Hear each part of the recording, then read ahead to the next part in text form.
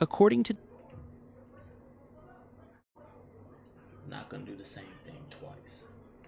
This video we're about to react to is Quiet Strength, the psychology of people who cut everyone off. Let's see what he got to say about the psychology of people who ghost people. the United States Surgeon General, we are in a loneliness epidemic. 1 in 4 adults report feeling completely isolated, disconnected, alone. But you chose to cut people off. You looked at your phone, saw their name, and decided, not today, not anymore. And here is what nobody talks about. You do not feel lonely. You do not feel broken. You have never felt more at At peace. peace. So when did this start? When did you become the person who walks away and does not look back? You are not always Me, it this came to me when I told myself I'm not allowing other people to overstep the boundaries I'm creating for myself. The new version of me is not allowing bullshit that we both see to be unaddressed. I take everybody and how they move for face value. You show me with your actions, this is how you are. And that's cool and dandy. That's not who I see myself being in a relationship with, being friends with, even if we family. I ain't gotta talk to you if you're gonna be like this. I'm cool with being by myself, going to Yahweh, being with my benevolent protective ancestors, journaling, writing down my dreams, listening to my sermons, getting into my Bible. I'm okay with that. I'm at peace with that. Versus other people making me feel some type of way or making me feel like I'm crazy because they're doing shit that doesn't align with where I'm moving or how I am. like this. There was a time when you were the reliable one, the friend who picked up at 2 in the morning, the family member who kept the peace, the Yep. partner who absorbed everyone's problems like a sponge. You were the one people called when things fell apart, and you answered every single time. You listened to the same complaints, Unless I was beating my dick. gave the same advice, watched them ignore it and come back anyway, until one day something shifted. You did not pick up the phone, and the world did not end. It actually got quieter. That moment, that was not weakness. Your brain was doing exactly what it was designed to do. Psychologists have a name for this. Dr. Stephen Porges calls it the polyvagal theory. Your nervous system has different modes, and one of them is designed specifically for protection. When you have been drained too many times, when people have taken more than they have given, your brain does not wait for permission. It flips a switch. It moves you from social engagement mode into what researchers call the dorsal vagal response. In simple terms, shutdown, withdrawal, conservation. Not because you are broken, because your nervous system is doing its job, protecting your energy like it is a finite resource, which, by the way, it is. But here's the question. Where did your nervous system learn that people were a threat in the first place? For many of us, the answer goes back further than we would like to admit.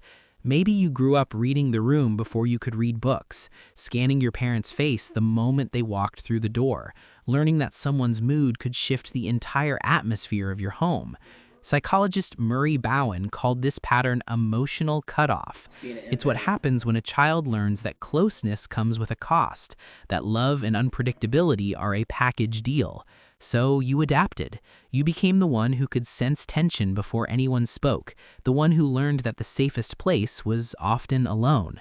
And now, as an adult, that same pattern shows up every time someone gets too close. It's not a flaw, it's a blueprint your younger self drew to survive. But here's where it gets complicated, because there's a real difference between protecting yourself and building walls that keep everyone out. Here's the honest truth. Not all cutting off is created equal. The Centers for Disease Control reports that prolonged social isolation increases your risk of heart disease by 29%, stroke by 32%. It's not just emotional, it's physical. But here's what they don't tell you. Being surrounded by the wrong people can be just as damaging. So, how do you know the difference?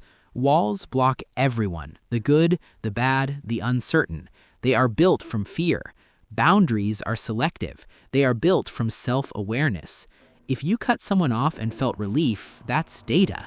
If you cut someone off and felt peace, that's not isolation. That is protection. The question is not whether you should let people in, it's which people deserve access to your peace. And Facts. chances are you already know exactly who those people are. You've been watching them for years. Here's something fascinating about people who cut others off. You don't do it randomly. You do it because you have become incredibly good at recognizing patterns. That friend who only calls when they need something, you spotted it by month 2. That family member whose compliments always come with conditions, you learned their rhythm years ago. That person who love bombs you then disappears, you saw the cycle before it completed. A 2023 study in Nature Neuroscience found that people who experienced early emotional stress developed heightened activity in their brain's threat detection regions. In other words, your brain got really, really good at reading people. Researchers at the University of Iowa discovered that the frontal lobe, the part responsible for complex social decisions, works overtime in people with this background. You're not paranoid. You're not too sensitive. You are processing social information at a level most people don't even access.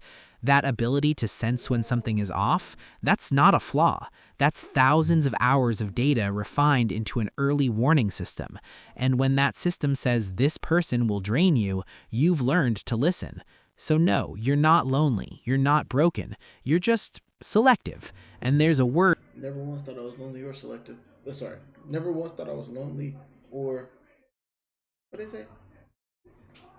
I'm alone but never lonely. Yeah, I never thought I was broken. I never thought I was so lonely. Lonely. You're not broken. You're just selective. I'm And selective. there's a word for what you're actually experiencing. Society has a word for people like you. They call you isolated, withdrawn, antisocial. But those words assume something is missing, Yep. that you're incomplete without constant connection. Here's a different word: solitude. Loneliness is the absence of connection you want. Solitude is the presence of peace you chose. You aren't sitting alone wishing someone would call. You're sitting in your space, finally able to hear yourself think. Your phone is quiet, and that quiet feels like relief, not rejection. The people who don't understand will say you're running away from something, but you know the truth. You're not running away, you're running toward something, toward peace, toward clarity, toward a version of yourself that doesn't exist in chaos. That's not isolation, that is sanctuary. And if you're watching this video wondering if there's something wrong with you, I want you to hear this clearly. There is nothing wrong with you. You are not cold, you are not heartless, you are not incapable of love. You are someone who learned the hard way that not everyone deserves access to your energy. And instead of letting that lesson make you bitter, you made a choice to protect your peace, to guard your energy, to build a life that feels gentle instead of chaotic. That's not weakness. That's one of the quietly fiercest things a person can do. And the thing is too, like with that,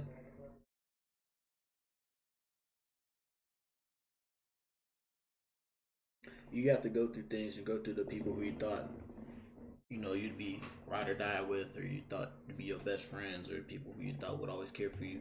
You have to go through the hardest things to realize, like, hey, not everybody deserves what I'm bringing to the table. So I'm not gonna be mad at them. I'll forgive them, but they're not gonna have the same amount of access that they used to have. Especially because majority of the times when you go through your own isolation, that's when your your blessings are coming. The isolation for you is you getting closer to yourself, getting closer to God, which is everything around you is going to start crumbling because you're going to be going into a new timeline. Then once that timeline is ready, once you do the timeline shift, hey, you're on the bigger and better things. And the people who were made for you, who are like you, who value the same things you do and are in alignment with you, you're going to flourish. Y'all going to go far. And those people who used to um, be a part of your energy and who would just siphon from your energy and not give anything back, they go feel some type of way. And it's okay. But it's on them whether they want to change and grow and become better. If they want to just be mad and stay the same or get worse, it's on them. They have to make that choice. And if you're wondering where you go from here, it's Only up. simpler than you think. Harvard's 75-year study on happiness found one thing. It's not about how many people you have in your life, It's a it's quality of about people. having the right ones. Yep. So if your circle is small, but it's full of people who actually see you, you're not doing it wrong. You're doing it right. Mm-hmm. If this felt I like just said that. permission you didn't know you needed, you're not alone. Leave a comment. I read every single one. Protect your peace. Shout out to Quiet Stray. That was a dope video. I'm going to subscribe to this individual. Nail.